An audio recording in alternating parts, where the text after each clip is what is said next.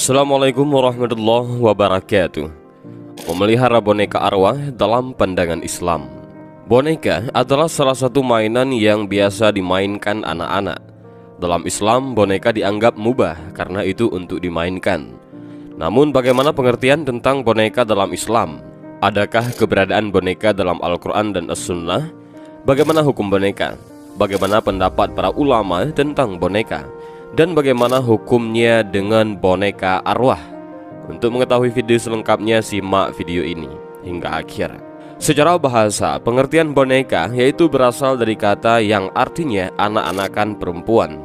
Sedangkan menurut istilah disebutkan al-banat. Al-banat adalah patung ataupun boneka kecil yang dibuat mainan untuk anak-anak. Kata al-banat terdapat dalam hadis Aisyah. Ketika itu Aisyah bermain dengan teman-temannya. Dalam pengertian boneka dalam Islam disebutkan ada beberapa unsur yang harus terpenuhi sehingga esensi sebuah boneka itu tetap ada. Dikarenakan takutnya Islam jikalau boneka dijadikan sebagai berhala dan dapat menyelewengkan akidah. Adapun unsur-unsur harus terpenuhi yaitu sebagai hiburan dan permainan, terhindar dari unsur yang dapat menimbulkan kemaksiatan dan penyelewengan. Secara spesifik, Al-Quran tidak menyebutkan boneka maupun anak-anakan perempuan. Akan tetapi, Al-Quran menyebutkan tentang patung yang dahulu pernah ada pada masa Nabi Sulaiman alaihissalam. Nabi Sulaiman diberikan anugerah untuk membuat patung, yaitu sebagaimana dalam firman Allah Subhanahu wa Ta'ala dalam Al-Quran.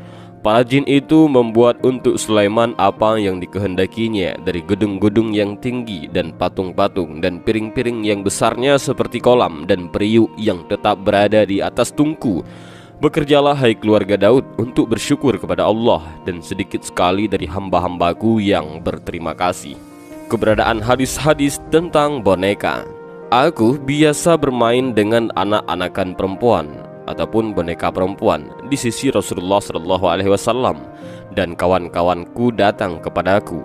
Kemudian mereka menyembunyikan boneka-boneka tersebut karena takut kepada Rasulullah SAW. Tetapi Rasulullah malah senang dengan kedatangan kawanku ini. Kemudian mereka bermain-main bersamaku. Hadis riwayat Bukhari. Kemudian Rasulullah SAW juga bersabda, sesungguhnya Rasulullah SAW pada suatu hari bertanya kepada Aisyah, apa ini? Ini anak-anak perempuan, itu boneka perempuanku. Kemudian Rasulullah bertanya lagi, apa yang ada di tengahnya itu? Aisyah menjawab, kuda. Rasulullah bertanya lagi, apa yang di atasnya itu? Aisyah menjawab, itu dua sayapnya. Kata Rasulullah, apa ada kuda yang bersayap? Aisyah menjawab, belumkah engkau mendengar bahwa Sulaiman bin Daud alaihissalam mempunyai kuda yang memiliki beberapa sayap? Kemudian Rasulullah SAW tertawa sehingga tampak gigi gerahamnya. Hadis riwayat Abu Daud. Boneka merupakan suatu benda tiga dimensi yang mempunyai seni, sehingga banyak sekali manusia memanfaatkan boneka dengan alasan salah satunya yaitu mempunyai jiwa seni yang tinggi, walaupun fungsi utamanya untuk mainan. Oleh karena itu ada beberapa hukum boneka ketika dimanfaatkan dalam kehidupan. Yang pertama adalah hukum boneka diperdagangkan. Perdagangan tidak akan terlepas dari proses jual beli. Oleh karena itu kita akan membahas sedikit tentang pengertian jual beli menurut Islam sebelum menyimpulkan tentang hukum boneka diperdagangkan. Jual beli menurut bahasa adalah menukarkan sesuatu dengan sesuatu. Sumber yang lain menyebutkan bahwa pengertian menjual adalah memberikan sesuatu karena ada pemberian ataupun imbalan yang tertentu. Menurut Said Sabiq, jual beli adalah saling menukar. Kata al-ba'i ataupun jual dan asyira yaitu beli dipergunakan biasanya dalam pengertian yang sama. Kata ini masing-masing mempunyai makna dua. Makna satu dengan yang lainnya bertolak belakang. Sedangkan menurut Hamzah Ya'qub menjelaskan bahwa pengertian jual beli menurut bahasa yaitu menukar sesuatu dengan sesuatu. Dari definisi di atas dapat diketahui jual beli adalah proses tukar menukar barang oleh seseorang penjual dan seseorang yang lain yaitu pembeli, yang dilakukan dengan cara-cara tertentu yang menyatakan kepemilikan untuk selama-lamanya dan didasari atas saling merelakan, tidak ada unsur keterpaksaan atau pemaksaan pada keduanya.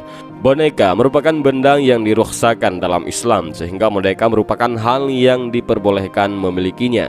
Oleh karena itu, sesuai kaidah, sesuatu hal yang boleh dipakai, dimiliki, maka boleh jugalah diperjualbelikannya.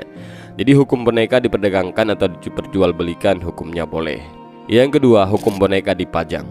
Unsur boneka dan patung adalah unsur tiga dimensi walaupun tujuannya berbeda. Oleh karena itu, sesuai dengan hadis Rasulullah, yaitu Rasulullah Shallallahu Alaihi Wasallam bersabda, sesungguhnya malaikat tidak akan masuk yang di dalamnya ada patung. Hadis riwayat Muslim.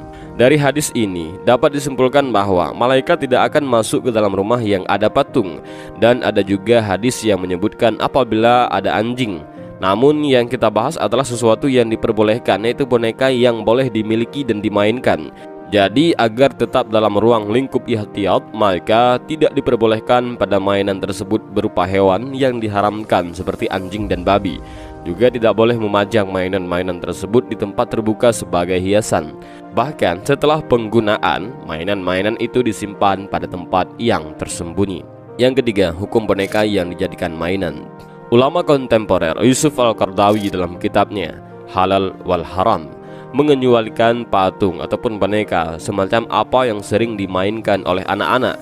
Tidak mengapa, karena apa yang dimainkan oleh anak-anak tersebut yang berupa patung-patung itu tidak diciptakan untuk menandingi ciptaan Allah atau bahkan mengagung-agungkannya, seperti pengantin-pengantinan, kucing-kucingan, dan binatang lainnya. Hal ini hanya sekedar untuk permainan dan menghibur anak-anak. Pendapat para ulama tentang boneka. Mayoritas ulama, yaitu ulama mazhab Hanafi, Maliki, dan Syafi'i, memperbolehkan patung dan gambar ataupun boneka yang biasa dimainkan anak-anak. Akan tetapi Imam Malik melarang laki-laki membelikan boneka untuk anak-anak perempuannya. Sedangkan ulama dari mazhab Hambali tetap mengharamkan boneka mainan anak-anak dengan dalil bahwa hadis Aisyah di atas dinas ataupun dihapus hukumnya oleh keumuman hadis yang melarang membuat patung. Namun ada tanggapan bahwa pendapat ini tidak kuat karena hadis Aisyah terjadi pada masa-masa akhir kenabian. Sedangkan hadis yang diduga sebagai nasih tidak jelas kapan terjadinya.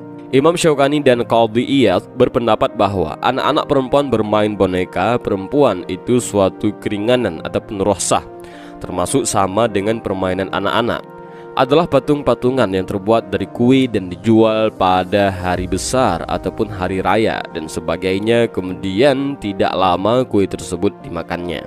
Syekh Muhammad bin Salih Al-Utsaimin dan Syekh Abdul Aziz bin Abdullah bin Bas mengungkapkan bahwa pendapat yang mengecualikan mainan anak-anak ataupun boneka dari gambar yang diharamkan adalah pendapat yang benar. Namun perlu diperjelas, boneka seperti apakah yang dikecualikan tersebut? Apakah boneka yang dulu pernah ada seperti yang dipermainkan oleh Aisyah dengan sepengetahuan Nabi, yang modelnya tidaklah detail, tidak ada matanya, bibir dan hidung sebagaimana boneka yang dimainkan oleh anak-anak sekarang? Ataukah keringanan ataupun pengecualian dari pengharaman tersebut berlaku umum pada seluruh boneka anak-anak, walaupun bentuknya seperti yang kita saksikan di masa sekarang ini? Maka dalam hal ini perlu perenungan dan kehati-hatian, sehingga seharusnya anak-anak dijauhkan dari memainkan boneka-boneka dengan bentuk detail. Lalu bagaimanakah hukumnya dengan boneka arwah? Ini yang terpenting.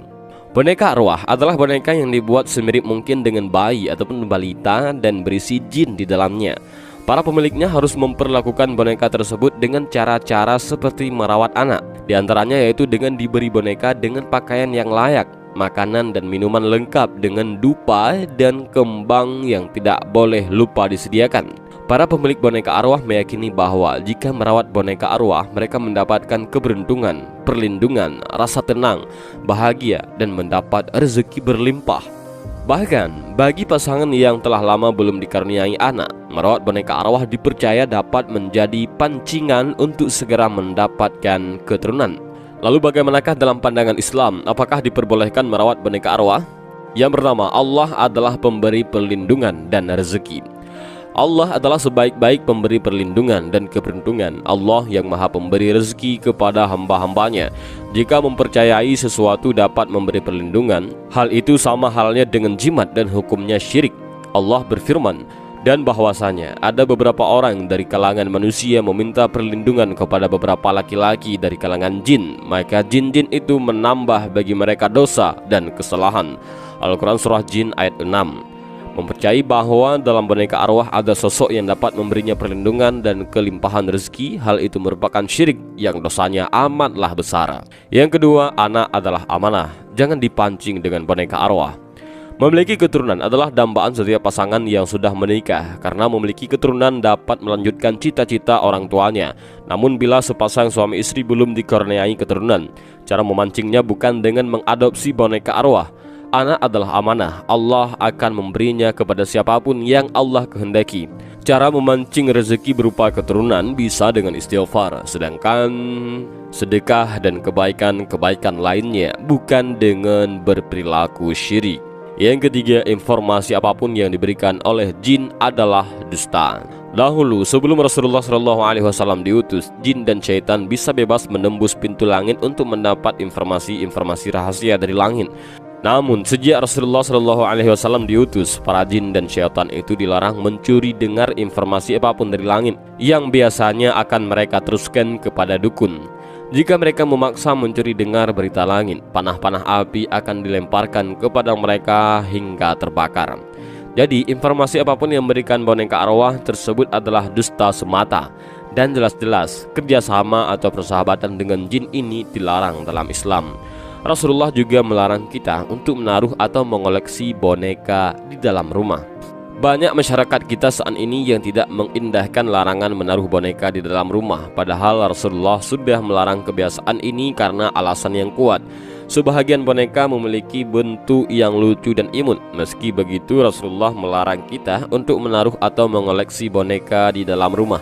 Dalam sebuah hadis sahih dari Rasulullah SAW bahwa beliau bersabda kepada Ali bin Abi Thalib radhiyallahu an, yang artinya, janganlah kalian menyimpan patung atau boneka kecuali telah membuatnya menjadi tidak berbentuk, dan jangan pula membuat kuburan yang menjulang tinggi kecuali meratakannya.